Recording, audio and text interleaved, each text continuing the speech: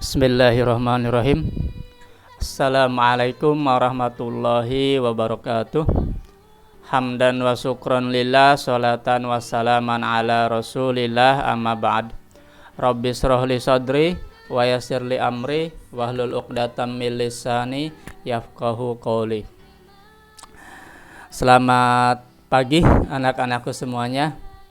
Salam sejahtera untuk kita semua. Apa kabarnya anak-anakku pagi ini? Mudah-mudahan anak-anakku semuanya ada dalam kondisi yang sehat, ada dalam suasana yang selalu gembira. Apa kabar ayah bunda yang sedang mendampingi? Mudah-mudahan ayah bunda juga ada dalam kondisi yang sehat, ada dalam suasana yang menyenangkan ketika mendampingi putra-putrinya belajar dari rumah. Bertemu kembali dalam program Belajar dari Rumah, sebuah video pembelajaran suplemen yang dibuat dalam rangka menunjang pembelajaran jarak jauh putra-putri kita selama belajar dari rumah. Masih dengan Pak Mumu Mujamil atau Mang Guru Mumu, guru yang akan membersamai kamu semua selama belajar dari rumah melalui video pembelajaran suplemen ini. Kali ini kita akan melanjutkan materi tema 2 kita yang sudah kita lalui selama 2 video ya.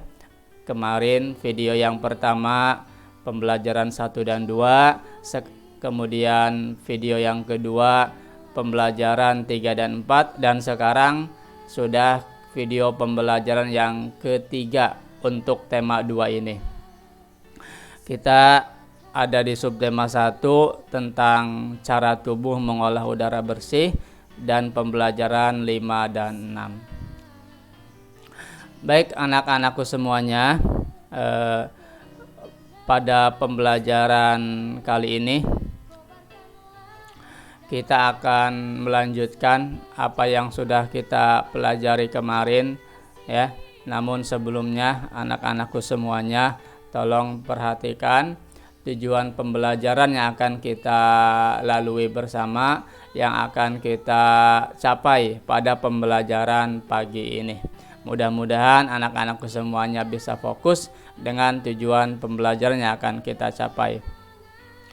Di sini yang pertama, setelah pembelajaran berakhir diharapkan anak-anakku semuanya mampu menjelaskan cara mencari informasi dengan kata tanya, kemudian makna tanggung jawab sebagai warga masyarakat, jenis-jenis tanggung jawab sebagai warga masyarakat, kemudian otot pernapasan pada sistem pernapasan manusia, kemudian cara kerja otot pernapasan ya, yaitu diafragma, kemudian ciri-ciri lagu bertangga nada diatonis minor. Setelah kemarin kita belajar diatonis mayor. Kemudian persiapannya seperti biasa, silahkan anak-anakku semuanya siapkan perangkat pembelajarannya ya, buku dan lain sebagainya, kemudian sumber daya listrik dan lain sebagainya.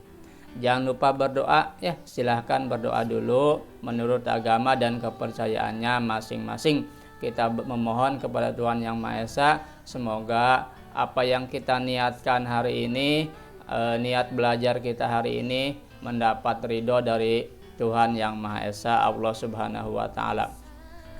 Selanjutnya jangan lupa juga minta doa dan pendampingan dari orang tua anak-anakku semuanya. Ini sangat penting, anak-anakku semuanya silahkan minta doa dari orang tuanya masing-masing ya, dan minta orang tuanya untuk mendampingi. Pada ayah bunda, mari kita doakan putra-putrinya dan mari kita dampingi putra-putrinya selama belajar dari rumah ya. Ini penting ayah bunda semuanya. Semoga ayah bunda senantiasa diberikan kekuatan, senantiasa diberikan kesabaran dalam rangka mendampingi putra-putri ayah bunda semuanya di rumahnya masing-masing. Kemudian Bapak ingatkan kembali materi pembelajaran kita. Kemarin kita sudah belajar tentang kata tanya ya anak-anakku semuanya, bagaimana menggali informasi menggunakan kata tanya.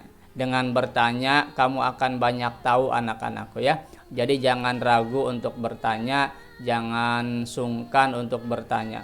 Silahkan kembangkan daya kritis kamu, banyak-banyaklah bertanya. Apa yang tidak kamu ketahui, tanyakan saja anak-anakku semua ya. Tanyakan pada orang-orang yang ada di sekitar kamu, orang dewasa di sekeliling kamu, atau ke buku ya, atau ke internet. Sekarang ini gampang. Apa yang tidak kita ketahui, silahkan tanyakan. Kemudian kita juga sudah belajar mengenai tanggung jawab anak-anakku ya. Bagaimana kita harus bertanggung jawab baik kepada diri sendiri maupun kepada sesama. Setiap kita punya tanggung jawab ya anak-anakku semuanya. Apapun peran kita, apapun amanah yang kita emban, kita harus senantiasa bertanggung jawab. Ingat, setiap kita adalah pemimpin dan akan dimintai pertanggungjawabannya. Itu ya anak-anakku semuanya. Kemudian kita juga sudah belajar tentang organ pernapasan ya anak-anakku, organ pernapasan. Kemudian kita juga sudah belajar tentang pembelajaran IPS-nya. Ada yang masih ingat? IPS kita kalau PPKN kan tadi tentang tanggung jawab. Kalau IPS-nya ada yang masih ingat? Muatan pelajaran IPS? Iya betul anak-anakku semuanya. Kita sudah belajar tentang jenis-jenis usaha ya, jenis-jenis usaha. Sudah tahu usaha atau pekerjaan ayah bundanya di rumah? Oke, sudah tahu ya, bagus ya. Kamu harus tahu apa pekerjaan ayah bunda kamu di rumahnya masing-masing. Nah, bagi yang belum menyimak video pembelajaran Bapak sebelumnya, silahkan disimak terlebih dahulu supaya pembelajaran kita tidak terputus, supaya pembelajaran kita nyambung anak-anakku semuanya ya. Silahkan ditonton dulu video pembelajarannya yang sebelumnya, dan yang sudah mari kita lanjutkan pembelajaran kita.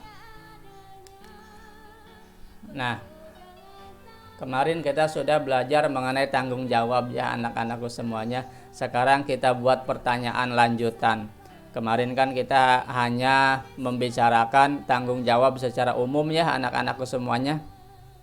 Nah sekarang kita akan lebih menjurus apa saja jenis-jenis tanggung jawab sebagai warga masyarakat. Nah sekarang kita masuk ke peran kita sebagai warga masyarakat. Apa saja sih tanggung jawab kita sebagai warga masyarakat itu?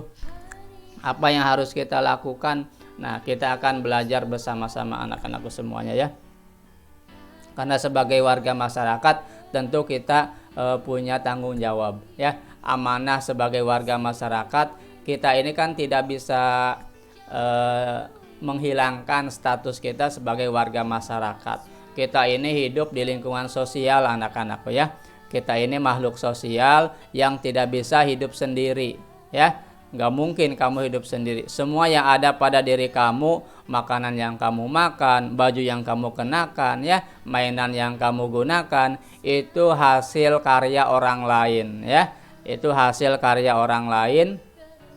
Itu hasil bantuan pekerjaan dari orang lain. Jadi kita ini makhluk sosial anak-anakku. Kita tidak bisa lari dari kenyataan bahwa kita adalah warga masyarakat. Nah, oleh sebab itu ada tanggung jawab yang harus kita laksanakan ya. Ada tanggung jawab yang harus kita laksanakan sebagai warga masyarakat. Apa saja tanggung jawab kita sebagai warga masyarakat? Nah, satu, kita harus bisa memelihara ketertiban dan keamanan hidup bermasyarakat anak-anak ya. Nah, itu yang pertama ya. Apa? Memelihara ketertiban dan keamanan. Itu kata kuncinya ya, ketertiban dan keamanan. Apa ketertiban dan keamanan itu nanti kita bahas. Lalu yang kedua, ini jawabannya. Apa saja jenis-jenis tanggung jawab sebagai warga masyarakat? Yang kedua, menjaga dan memelihara persatuan dan kesatuan.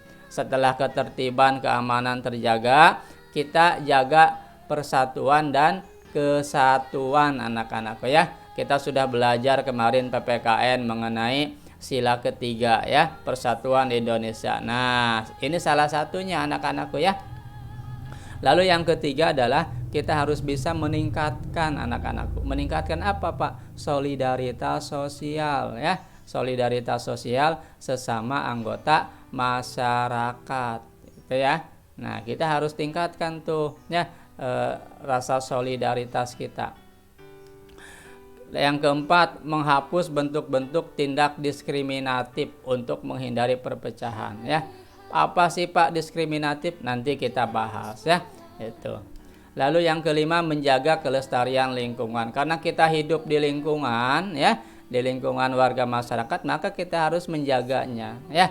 Nah, inilah setidaknya ada 5 jenis tanggung jawab yang harus kita lakukan ketika kita menjadi warga masyarakat.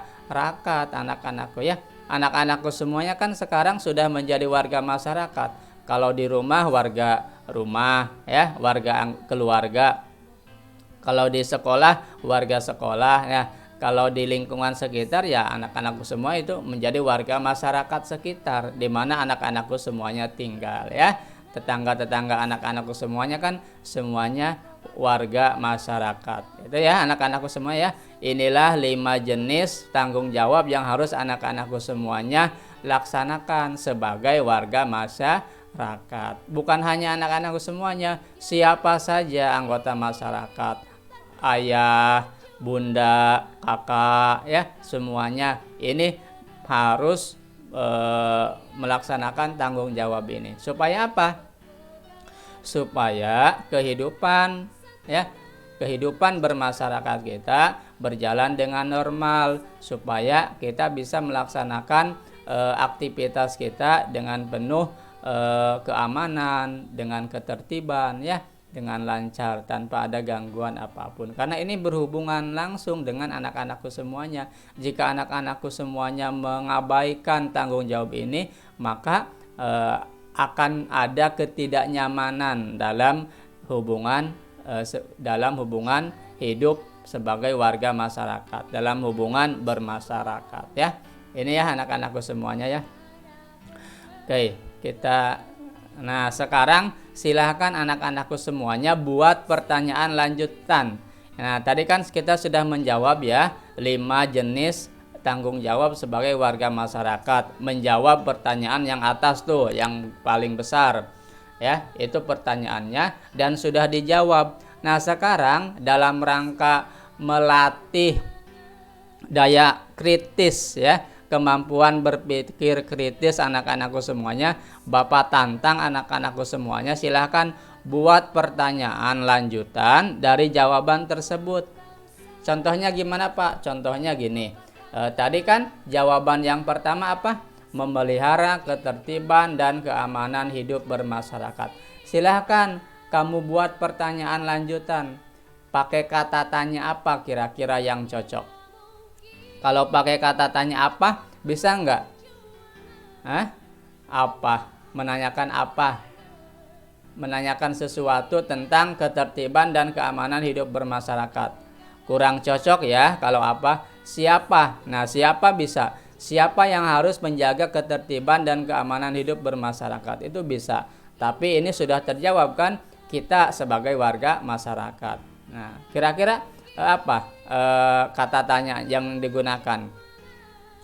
Iya, betul sekali anak-anakku semua ya. Kita harus menggunakan kata tanya bagaimana. Bagaimana ya cara menjaga ketertiban dan keamanan hidup bermasyarakat. Inilah pertanyaan lanjutannya anak-anakku semuanya ya.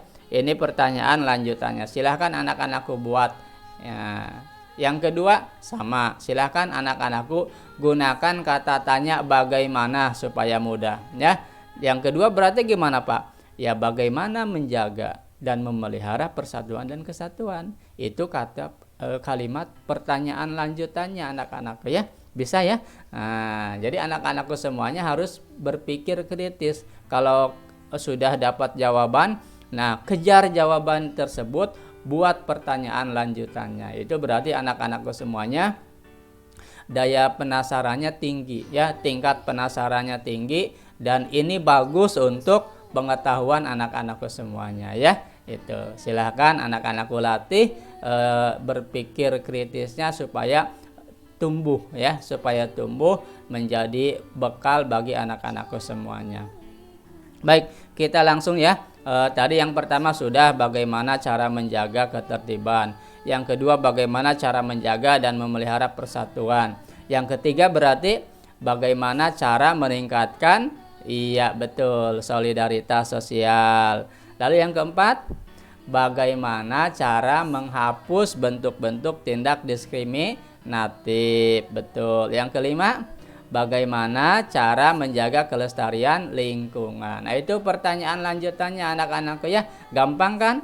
Gampang. Kamu tinggal tambahkan saja kata tanya bagaimana di depannya. Lalu di akhirnya pakai tanda tanya. Ingat ya, setiap kalimat pertanyaan harus diakhiri dengan tanda tanya. Itu ya, kamu tulis tanda tanyanya, jangan sampai ketinggalan. Baik, kita lanjutkan ya. Nah, sekarang kita bahas satu persatu anak-anakku. Bagaimana cara memelihara ketertiban dan keamanan hidup bermasyarakat? Nah, caranya Bapak jawab dengan gambar nih. Karena hubungannya dengan keamanan dan ketertiban, maka salah satu caranya adalah dengan melaksanakan ronda malam atau siskamling. Tahu siskamling? Sistem keamanan lingkungan. Silahkan, setiap lingkungan masyarakat berbeda-beda tuh cara menjaga keamanannya ya, terutama malam hari, karena malam hari kan rawan ya anak-anakku semuanya. Kalau siang sih ya kita kelihatan lah rame lah kalau siang, kalau malam kan sepi, khawatir terjadi pencurian dan lain sebagainya. Maka kita harus jaga tuh.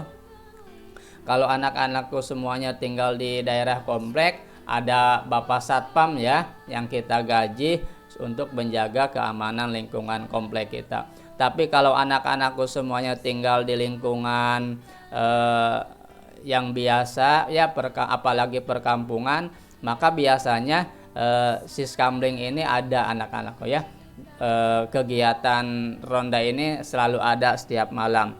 Cara dan ketentuannya itu tergantung dari lingkungan kita masing-masing. Ada yang bergilir ya, tiap malam berapa orang digilir, dijadwal ya. Ada yang mengangkat petugas khusus sekian orang ya, dibayar seperti satpam untuk menjaga setiap malam. Nah, itu caranya berbeda-beda.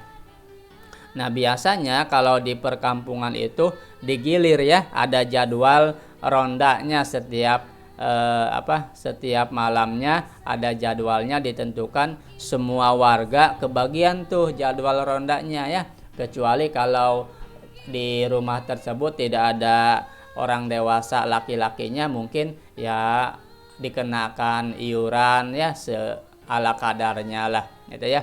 Nah, ini sangat membantu dalam rangka menjaga ketertiban dan keamanan hidup. Jadi anak-anakku semuanya, kalau ayahnya kegiliran mendapat jadwal ronda, ya tolong diingatkan ya kepada orang tuanya, kepada ayahnya ya, untuk selalu mengikuti ya kegiatan ronda malam.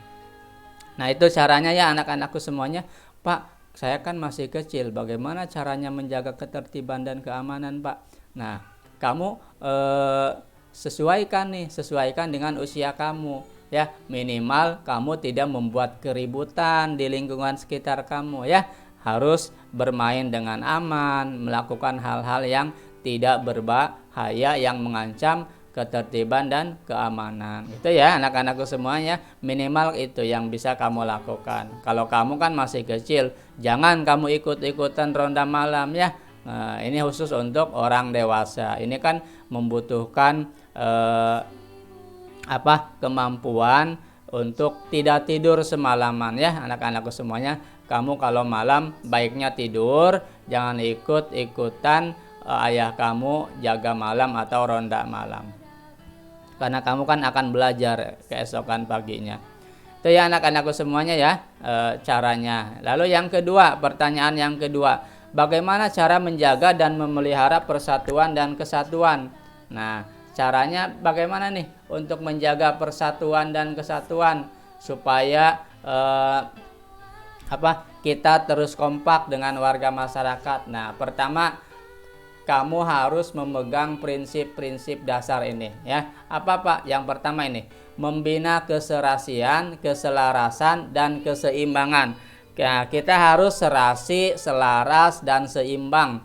Dalam hal apa? Dalam berbagai lingkungan kehidupan ya. Harus kompak anak-anak ya. Harus serasi, selaras, seimbang ya. Jangan sampai ada yang mendominasi sehingga menyakiti perasaan orang lain. Nah, kalau sudah seperti itu kan khawatirnya terjadi ketidakkompakan anak-anakku. Lalu yang kedua, kita harus juga memegang prinsip dasar saling mengasihi, membina, dan memberi antar sesama. Itu anak-anakku ya, supaya persatuan kita terjaga. Kita harus mengasihi sesama ya, jangan saling membenci. Kita harus membina, saling membina ya, saling mengarahkan, membantu kalau ada yang tidak tahu diberitahu ya, kalau ada yang tidak bisa dibantu ya, kalau ada yang tidak mampu dibantu ya. Itu namanya membina, memberi antar sesama.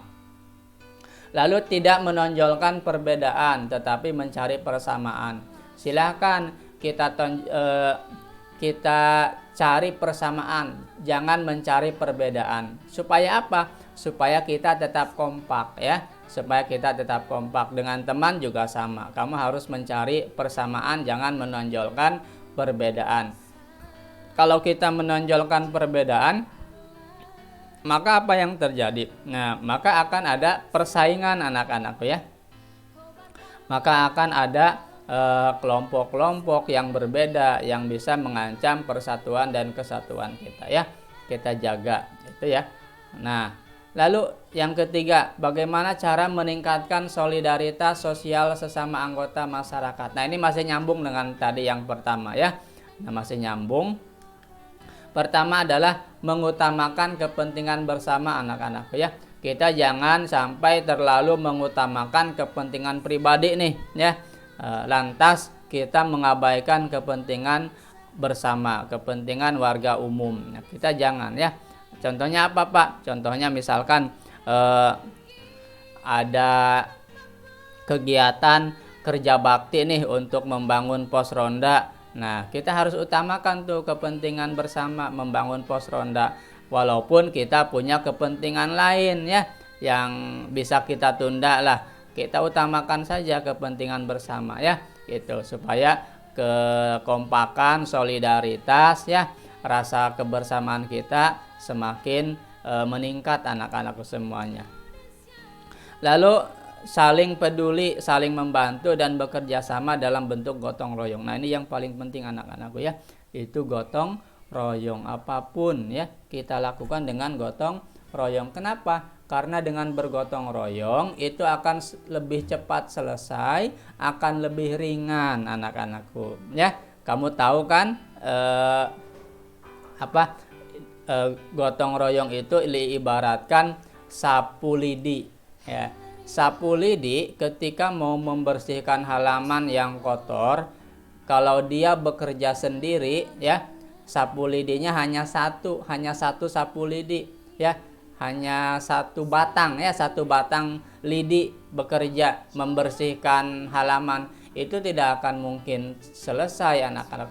Tapi ketika sapu lidi itu disatukan, diikat dalam satu ikatan persatuan, nah kemudian digunakan menyapu halaman, itu akan cepat bersih anak-anak ya. Nah, begitupun dengan kita, apabila ada pekerjaan yang dilakukan dengan gotong royong, maka insya Allah pekerjaan itu akan menjadi lebih ringan, menjadi lebih cepat selesai anak-anakku ya. Ingat, dengan gotong royong semuanya menjadi ringan, semuanya menjadi cepat selesai. Itu ya, gotong royong. Lalu ini bagaimana cara menghapus bentuk tindak diskriminatif? Pak, diskriminatif itu apa? Nah, ini diskriminasi adalah memperlakukan orang atau kelompok secara berbeda berdasarkan karakteristik seperti asal sukunya dari mana ya, daerahnya asalnya dari mana, berdasarkan ras, negara, agama, pilihan politik ya. Agama lagi di sini ada dua agamanya ya. Bapak salah ketik nih. kebiasaan sosial, jenis kelamin, bahasa, dan usia. Artinya apa? Jadi diskriminasi itu membedakan perlakuan anak-anakku. Mentang-mentang si ini mah anak orang kaya, kita perlakukan dengan spesial.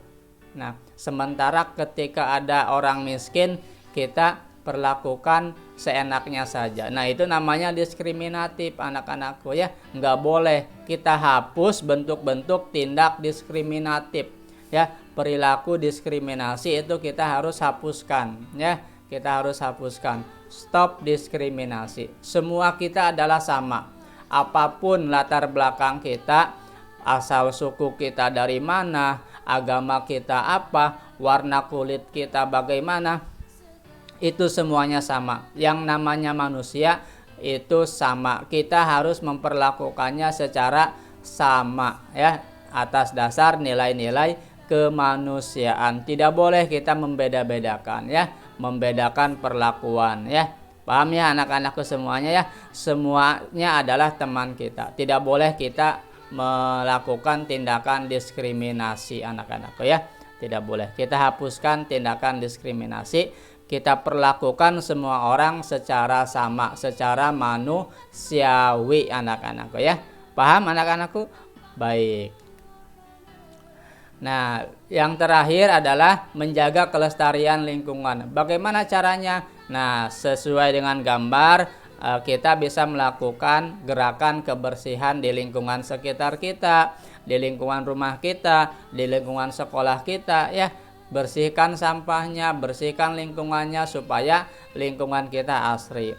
Lalu sampahnya bagaimana Pak? Sampahnya tolong jangan dibakar anak-anakku ya.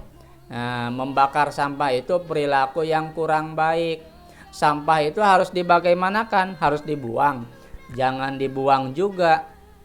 Sampah itu harus diolah anak-anakku. Diolah bagaimana Pak? Masa sampah diolah? Nah, ada cara mengolah sampah. Jadi sampah itu sebaiknya diolah. Kamu tahu tidak jenis-jenis sampah? Tahu ya, sampah itu terbagi secara umum ada dua. Sampah organik dan sampah non-organik atau anorganik. Organik itu apa Pak? Sampah organik itu sampah yang berasal dari makhluk hidup ya, daun-daunan yang jatuh ya, ranting-ranting pohon ya, bekas makanan, itu namanya sampah organik anak-anakku ya, yang bersumber dari makhluk hidup ya. Kemudian bangkai hewan itu organik. Nah, perlakuannya bagi sampah organik ini harus ditimbun anak-anakku ya, ditimbun ke dalam tanah, dikubur. Supaya apa Pak? Supaya menyatu dengan tanah. Sampah organik ini kan biasanya membusuk anak-anakku ya. Nah, sampah organik ini mudah sekali membusuk. Jadi kita timbun ke dalam tanah supaya menyatu dengan tanah, supaya tanahnya menjadi menjadi subur ya. Nah, dengan sampah organik tanah akan menjadi subur anak-anakku semuanya ya. Itu yang pertama, namanya sampah apa? Sampah organik. Pintar ya. Sampah organik itu sampah yang berasal ya dari apa? Dari makhluk hidup, daun-daunan, ranting pohon, dan lain sebagainya. Paham ya anak-anakku? Oke, caranya bagaimana? Dikubur ya di halaman rumah ya. Dijadikan apa? Dijadikan kompos atau pupuk ya, supaya tanahnya subur. Lalu ada lagi jenis sampah yang kedua, namanya sampah non-organik. Nah, sampah non-organik ini contohnya adalah sampah plastik anak-anakku, yaitu sampah yang tidak bersumber dari makhluk hidup ya, sampah plastik ya, itu contohnya. Nah, limbah-limbah plastik, nah itu jangan dikubur, karena kalau limbah plastik ini berbeda, tidak mudah busuk anak-anakku, harus diolah. Cara mengolahnya bagaimana Pak? Nah, caranya didaur ulang anak-anakku ya, didaur ulang. Mau dibuat benda lain ya, dimanfaatkan, digunakan dengan fungsi yang lain, itu silahkan ya. Kamu harus mendaur ulangnya. Pak, suka ada nih yang mengumpulkan sampah botol mineral, botol minuman, air mineral. Boleh tidak dijual? Boleh anak-anakku ya. Dikumpulkan sampah plastiknya, lalu kamu tukarkan, kamu jual ke orang yang suka mencari mengumpulkan sampah jenis ini. Nah itu kan bermanfaat bagi kita. Jadi nggak boleh dibakar anak-anakku ya. Kita olah sampah plastik ini menjadi sesuatu yang lebih bermanfaat. Pak, kalau sampah plastik bekas makanan itu gimana ngolahnya? Nah, kamu bisa mengumpulkannya, memasukkannya ke dalam botol ya, ke dalam botol plastik. Kamu bisa menjadikan eco-brick anak-anakku ya. Banyaklah cara mengolah sampah plastik. Kamu searching aja di internet bagaimana sih cara mengolah sampah plastik ya. Semua sampah yang kita hasilkan di rumah kita sebaiknya kita olah ya. Tidak boleh ada sampah yang dibuang ya. Gitu anak-anakku ya. Semuanya kita olah supaya habis dari sumbernya, habis dari rumah kita. Tidak ada sampah yang terbuang. Dengan begitu lingkungan kita akan menjadi bersih gitu ya anak-anakku semuanya. Ingat, jangan membakar sampah plastik anak-anak ya. Sampah nggak boleh dibakar. Kenapa Pak nggak boleh dibakar? Sebab sampah yang dibakar itu akan mencemari anak-anakku ya. Ketika kita membakar sampah, ada asap yang keluar dari sana, ada bau yang keluar dari hasil pembakaran itu, sehingga itu akan mencemari udara di sekitar kita ya anak-anakku semuanya. Udara kita akan tercemar, akan mengganggu sistem pernapasan kita. Kita kan bernapas menghirup udara. Kalau udaranya kotor, nah kita akan rusak nih alat pernapasannya. Kita akan merasa pengap anak-anakku ya. Nah itu jadi membakar sampah ini sangat tidak baik, akan mengganggu, mencemari udara sehingga akan berakibat merusak sistem pernapasan kita. Kemarin kan kita sudah belajar tuh organ pernapasan. Apa organ pernapasan kita? Paru-paru, betul. Nah, paru-paru ini kan rentan sekali terkena penyakit, apalagi zaman sekarang virus corona tuh menyerangnya sistem pernapasan anak-anakku. Ditambah lagi kalau anak-anakku membakar sampah, nah itu sama berbahayanya, bisa merusak anak-anakku ya. Jadi silahkan kamu perlakukan sampah, kamu olah sampah dengan benar ya, supaya bisa menjaga kesehatan lingkungan sekitar kita. Nah, bicara soal alat pernapasan anak-anakku, kemarin kan kita sudah belajar nih alat pernapasan kita itu paru-paru ya. Nah, kita juga sudah tahu cara kerja organ pernapasan udara yang kita hirup namanya apa? Betul, oksigen ya. Yang kita keluarkan namanya karbon dioksida. Pintar ya, masih ingat ya. Nah, masuknya melalui mana? Melalui hidung ya. Di dalam hidung ada apa? Ada bulu-bulu halus yang menyaring udara ya. Kemudian masuk ke tenggorokan, masuk ke dalam paru-paru. Di sana ada pertukaran tuh antara oksigen dan karbon dioksida.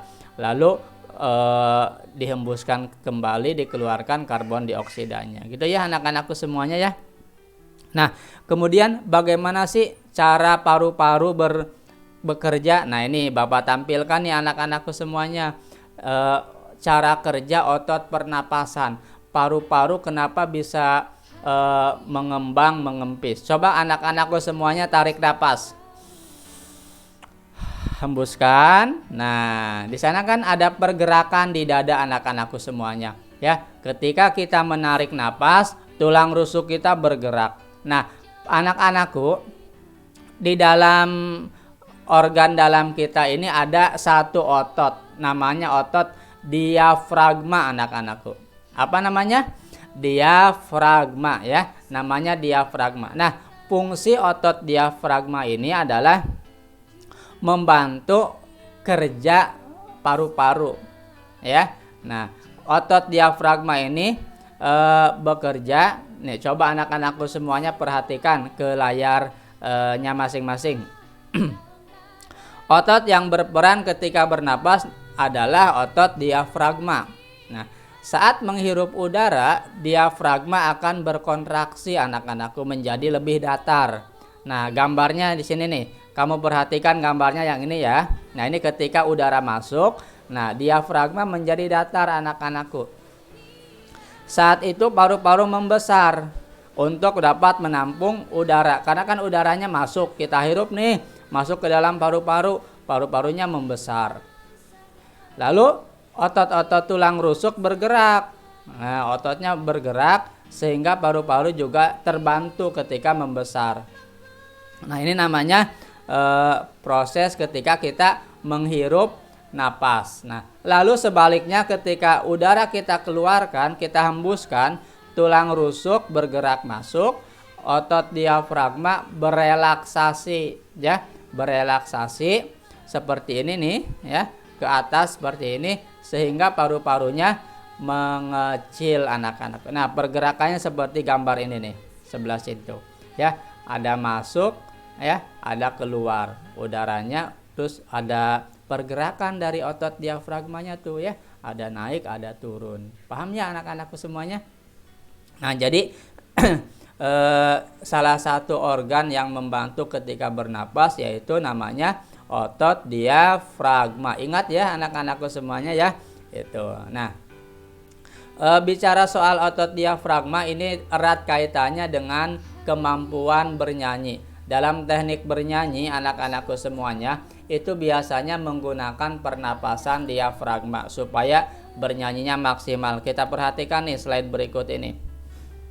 Apa hubungannya diafragma dan menyanyi? Menyanyi dengan benar ini memerlukan dukungan pernapasan diafragma anak-anakku ya, yang menggunakan otot untuk memaksa udara dari paru-paru ke pita suara.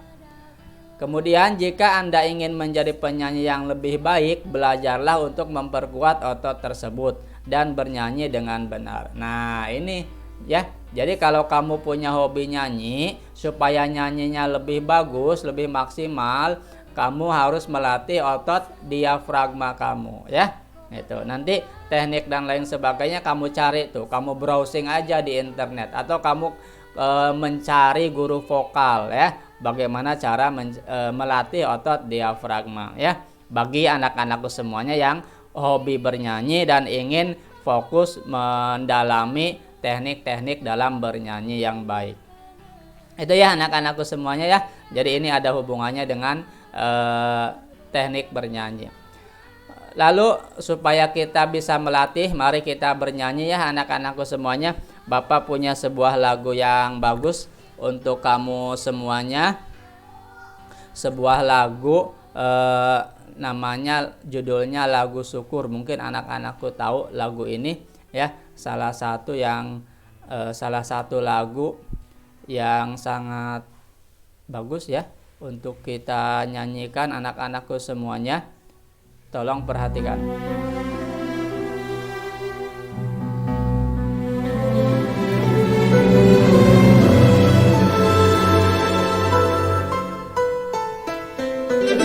Silahkan anak-anakku boleh sambil ikut nyanyi ya.